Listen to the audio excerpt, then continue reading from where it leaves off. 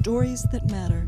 The journey of life from birth to death is an extraordinary trip, sometimes filled with great joy and excitement, but at other times filled with pain, sorrow, and disappointment.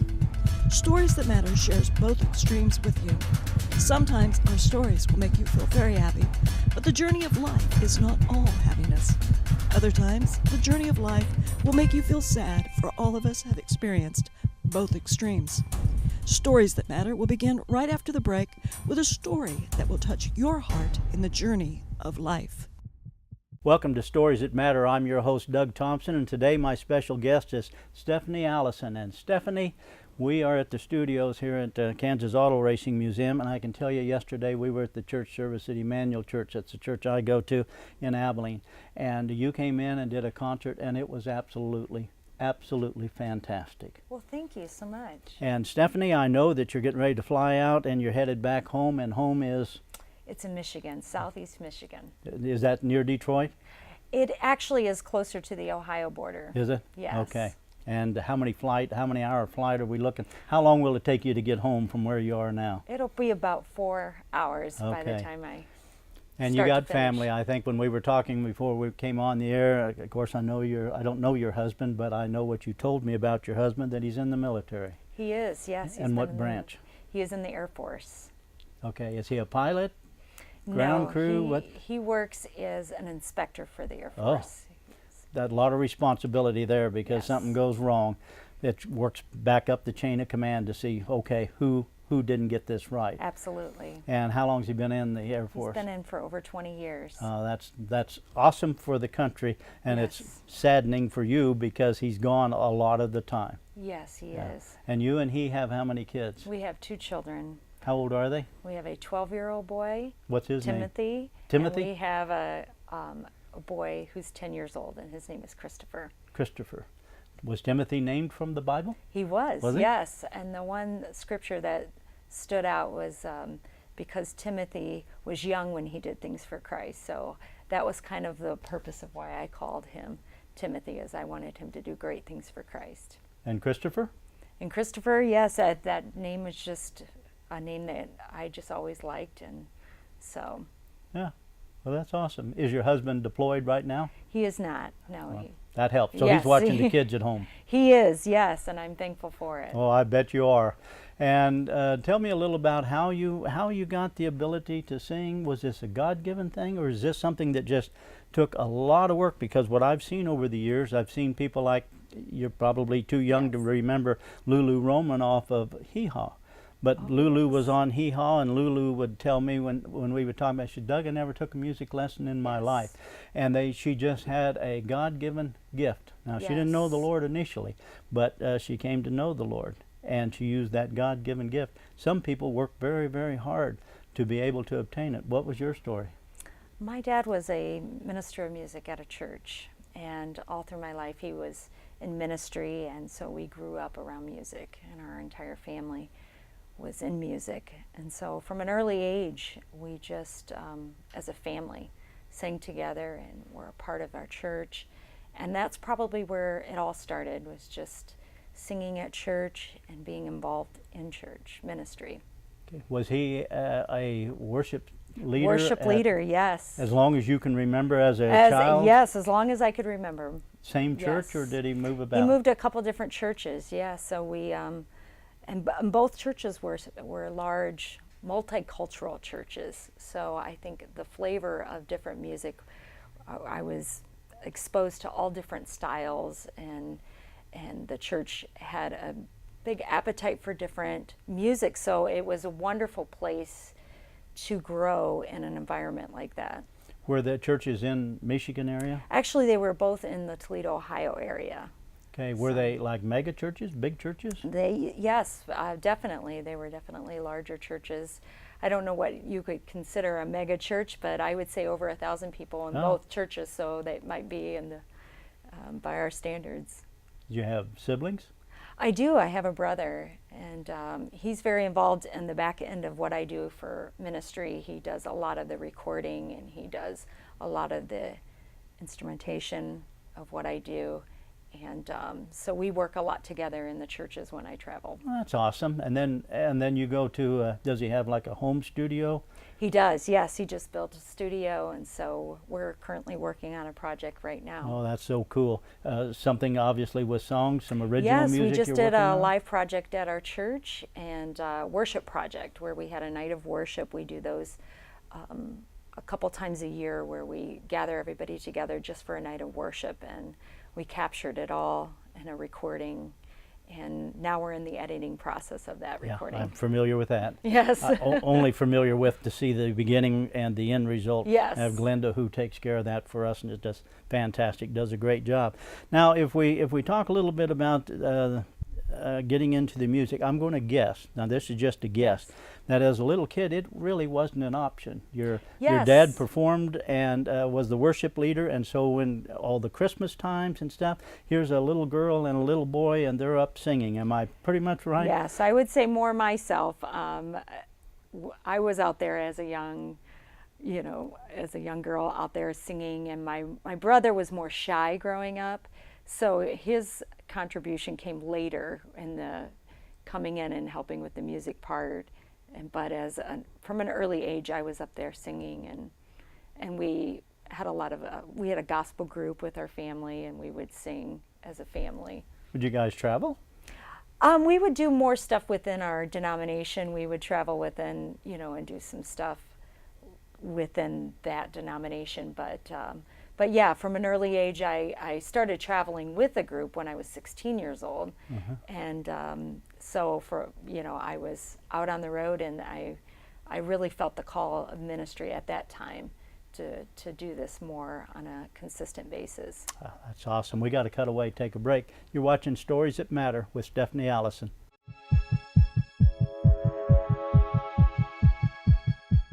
Welcome back to Stories That Matter. I'm your host, Doug Thompson, with my special guest today, Stephanie Alison. Stephanie, I'm holding up one of your discs, your music, and when we cut away to break, we were talking just a little bit about how you got into the music, because as you described, my dad was a worship leader, and so for all of my life, from the time I was sitting in my mother's arms, I heard music and saw it, and he worked with music. And then as I got old enough to stand, pretty soon I was up on stage as a 5 or 6 year old and singing Jesus Loves Me, and probably Christmas productions and so forth. Absolutely. And as we fast forward, by about the age of, well, how old were you at about the time when they would say, okay, we'll have a solo, and now you got up and did it with the expectation of the crowd that she's just like a regular I singer. have some recordings of me just even as like 7 or 8 years old up there and just singing solos and being, like you said, being used regularly for some of the productions that we would do at our church, because it was a large church. So it gave me the exposure at a young age to being comfortable on a platform. Were you? Yes. And I felt comfortable singing. When you got up there, as you now look back on some of the videos at 7 or 8 or 6 years of age, yes, do you remember being really petrified with it, or were you it was just a natural progression? I think you always have a sense of being scared, but working through it because ultimately you love what you're doing. So you get up there and you do it because you feel comfortable doing it and you enjoy doing it. Yeah. And so that's kind of where the love of what I did and my love for God was really important. I think when you love God and then you sing about Him, it's easy to convey a message that you feel in your heart. Yeah, I would agree with you. And we were talking off camera before we came back on, and I said, well, Stephanie, was there a time in your life where you kind of had, you were the wild child that sort of rebelled, and you didn't have that? I don't feel that. I think there was always a fear of God in my heart. When I thought about God, I always felt like if I did something horribly wrong, that first of all, my parents had instilled in me that if I did something wrong, that God would tell them. So He would indirectly. Yes. He would. So I think I always had that fear that, oh my goodness, if I did something wrong, that they would know and that God would tell them that I had done it. So I felt like I was tied into my church and was very involved in my church, especially as in my youth ministry that I was a part of. So being on the platform, I always took that responsibility serious. Good for you. For what I did, that I didn't want to get up there and live a double life as far as what I was talking about this God and about his love, and then going up there and not living that lifestyle. Yeah, I can imagine. And then as you got to the point where, you know, it's kind of like the pastor's child. Yes. And you got 1,000 eyes looking at you. Absolutely. So you really, there's no room and there's no margin for you to make much of a mistake where people can't catch you or know that you are, you know. Oh, okay. All right, we're going to cut away and take a quick break, and you're watching Stories That Matter. We'll be right back.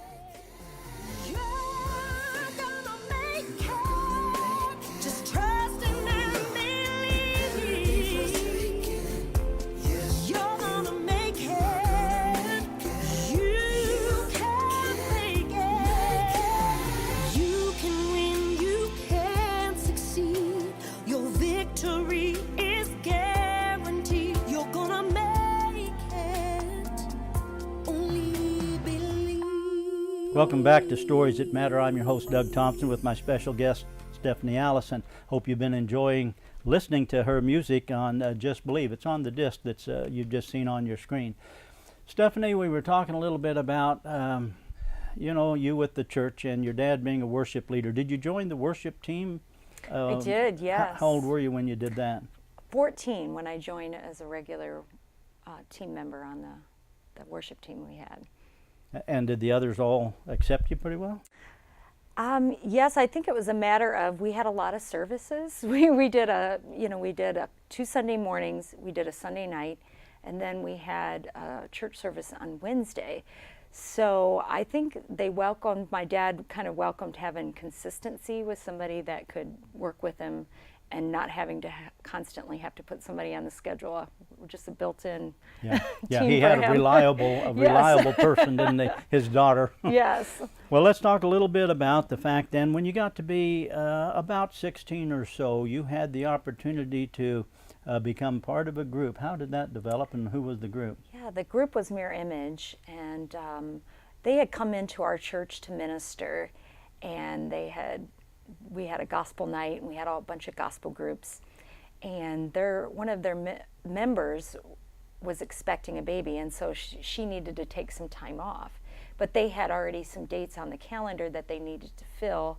So the leader of the group called my dad, who was a worship leader in town, and asked him if he knew of anybody that might be able to step in this short amount of time frame that he needed to fill. And he said, well, my daughter, but she's 16.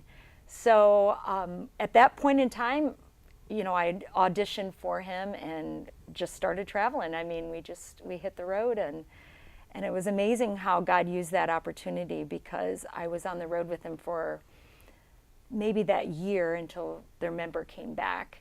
And then years later, that same gentleman started traveling with a new group called Soul Venture, and his daughter was now the lead singer. And it was a different situation where God had another member in their group at that time who was having surgery and needed to step away. And so then I filled that spot and went on the road with them, just maybe 3 months after I had my second son. Wow. Do you still I still travel do, with them some? Yes, we do some opportunities that come up from time to time. The lead singer has now moved to Nashville, and so it's when she comes to town, we still get together and we do some stuff. That's just got to bring back a lot of memories for you, and a lot of good times, absolutely. and really good close relationship. Absolutely, and it's been a wonderful blessing to be able to do what you love, and God opening the door of that opportunity. That's awesome. We're going to cut away, take a break. You're watching Stories That Matter with Stephanie Alison. We'll be right back.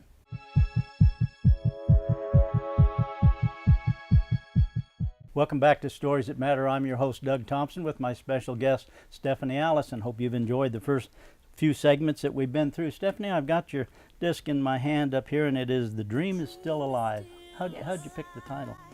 Well, that's actually the title track that I wrote for the album, and it was a song that I wrote just in a place where I was at a crossroad in my life, of just feeling like what God had placed in my heart to do and yet feeling like sometimes you're in a dry place, in a place where sometimes you feel like what God has called you to do, you don't always see it happening.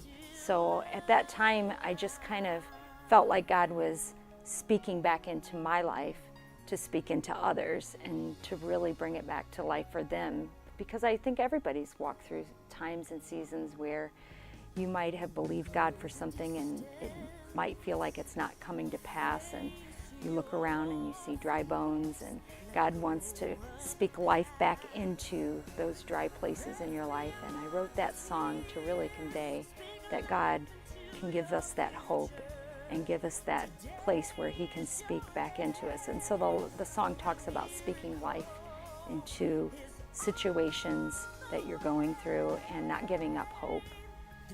How long did it take you to write it? You know, it came rather quickly. It was just one of those songs where I just sat down and felt like it was right in my heart. God had put it in my spirit, and just probably a short amount of time. Now the production of it takes a lot longer. Oh, yeah. But the actual writing of the song was, you know, done within less than an hour. Have you written a lot of songs? You know, it's just opportunities will come, you know, where God will put a song in my heart. But I wouldn't say that a lot of them. I just feel like God will give me a song from time to time. You know, I've been around some, you know, professional entertainers and such, and some who are not are just gifted in certain ways. And they tell me that, you know, when they get ready to write a song, if they sit down and say, okay, I'm going to write a song, it takes forever, and it's not very good. Yes. But if they hit the inspiration, something just sort of comes up, then they peel it out in 10 minutes on the back of an envelope, and from that they're able to just take off with it, and it is truly inspired. Did you find that to be That's the case? exactly how I feel like it goes. There are many opportunities where I'd like that God would give me a song and, you know, feel like, well, you know, I'm getting ready to record another project. It would be nice if God would give me another inspirational song. But I really feel like it sometimes comes out of places where you just feel the inspiration and you just go with it. Yeah, yeah. And what about Just Believe? Just Believe. Now that was with a writing group. I worked with some people at my church, and actually one of the writers of that song was from a church I was going to, and he had written a lot of songs that had been recorded and been nominated. And so when I got in that group, it was more of a writing team. So we just sat down and we just put together and started playing and then worked the inspiration up, and that worked well. You sort of developed it in the church, just up on the stage? Not on no the crowd stage, around? just kind of, we worked as a writing team. Okay. And we had a team of us that worked together, and we just kind of sat down and came up with a concept of what we wanted to write about and what we were writing for, which was for this album. And we just put it together, and it all came about just by us working together. Yeah, well, that's awesome. You know, I want to go back to where you'd mentioned about the fact that there was a period of life in my time where I was just, you know, in retrospect, and you know where you are with your walk with the Lord, Satan was trying. He was trying to get a hold of you, wasn't he? Absolutely. Sometimes you just get discouraged. Yeah. I think everybody fights a time in their life where we don't actually see where God's having us go and what He wants us to do. So we'll fight a lot of times discouragement. Did I really hear from God? Did I really hear His voice on what He wanted me to do? And am I making a difference in what I'm doing? And sometimes we can get discouraged, and we can find times where we want to just give up, and we just say, well, you know, I'm kind of done. This is not happening for me. And I feel like, you know, we all go through those times, and it's good to, you know, when we go through that, to realize that you're not alone, that God has a plan, God has a purpose, God has a destiny for each and every one of us that He wants us to go forth, and sometimes we just have to make it through. We can find stories all throughout the Bible where there are men of God that went through times where they felt there were dry places. Yeah, I'm sure that's true. And, you know, I noticed yesterday, of course, couldn't help but notice it, but the fantastic music that you had. But then there were times when you would, between songs, you would stop and minister to the crowd. How long has it been that you've felt comfortable doing that? Because many times somebody who can sing and perform, doesn't really have that gift where they can also pastor to the crowd. Yes, I can't say that I feel comfortable doing it, but I feel like God's opened the door for me to do it, and it's something that I have to trust Him through. I feel much more comfortable singing in front of crowds, but actually ministering, it has to come from a place where you truly know what you're saying. There's so many times where I've heard ministers say and echo what somebody else is saying, but when you come from a place where you've truly walked through something and you can truly speak of God's goodness and what He's done in your own life, I think that's the best message to convey because you've walked it. Yeah, I would agree with you. And how do you handle the situation when at the end of a concert that you give and some kids, adults, so forth, come up to you and they're, oh, thank you, that was so good, and all those things, but there's always the 1, 2, 3 that want to come, can I talk to you? Yes. Can I talk to you a minute? And then they tell you about something that they're going through in their life, or they're looking for somebody to give them a little bit of encouragement because they feel like, I've got that gift, like you do, to sing and to write music and to do those things, but I don't have the confidence. How do you handle that 14-year-old Stephanie that comes yes, up, exactly. That hasn't had the worship leader as a dad, Exactly. that's just say, I just sing in the room and I just sing to myself, but I think I can do it, and they come up and ask for some guidance from you. What do you tell them? A lot of it is I tell them to get tied into a good church, where that God has planted them, and to sow into a ministry, a music ministry, because I think that's a great place to learn and to really make your craft better. And what you're doing is because that's a great opportunity for you to get in there. And a lot of times it's more forgiving in churches, that if you don't do exactly perfect, you can work on your craft. And for me, a lot of working on my craft was even in singing in a youth group. And you realize early on what works and what doesn't work. Yeah. So. Oh, and we're going to cut away, take a break. You're watching Stories That Matter. We'll be right back.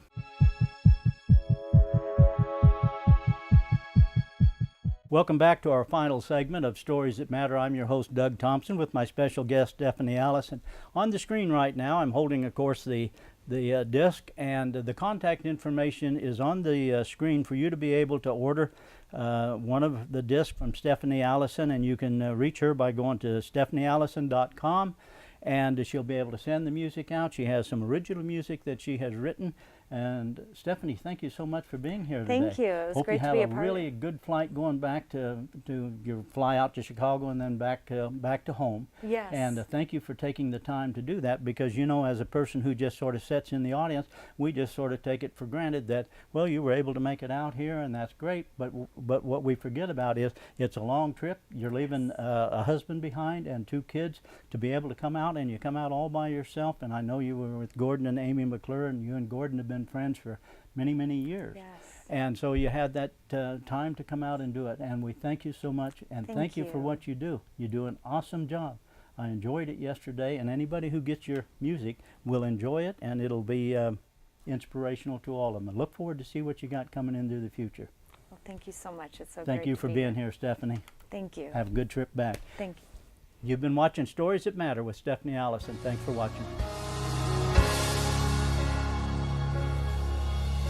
When life is moving, but you're still standing still, dreams are broken, feeling unfulfilled, your purpose is in His hands. Surrender.